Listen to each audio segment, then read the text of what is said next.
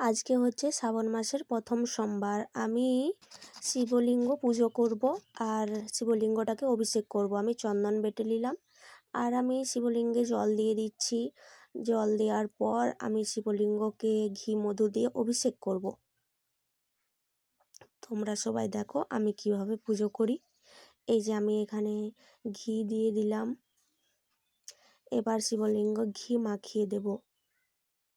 এই যে আমি সুন্দরভাবে ঘি মাখিয়ে দিচ্ছি। মাঝে মধ্যে ঘি মাখালে না শিবলিঙ্গটা একদম চকচকে নতুনের মতন হয়ে যায়। আর এবার আমি দিয়ে দিচ্ছি ফুলের মধ্য দিয়ে মধু। ঘি মধু দিয়ে আমি অভিষেক করলাম।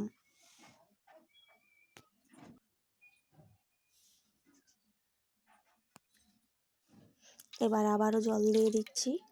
ওম নমঃ শিবায়, হত্যকিটা পড়লো না। ওম নমঃ শিবায়, ওম নমঃ শিবায়, ওম নমঃ শিবায়। কারণ শুধু জল ঢালতে নেই, তাই ফল দিয়ে জল ঢালতে হয়। আমি ফলটা ভুলে গেছিলাম আর তাই প্রসাদের উপরে দিয়ে দিলাম স্নান জলে ডুবিয়ে।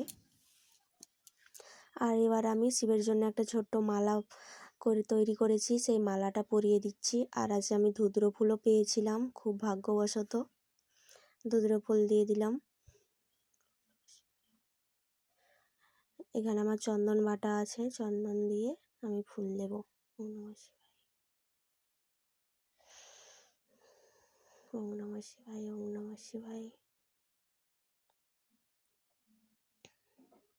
এটা শিবের প্রিয় ফুল। ওম নমঃ শিবায়।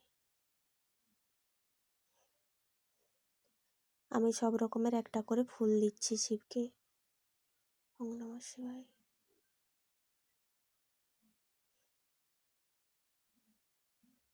ওম নমঃ শিবায়, ওম নমঃ শিবায়, ওম নমঃ শিবায়। আমার জাস্ট পুজোটা কমপ্লিট হয়ে গেল। এবার আমি পুজো কমপ্লিট করার পর ছাদ থেকে নেমে যাব। বাস আজকের ব্লগটা ছিল এইটুকু।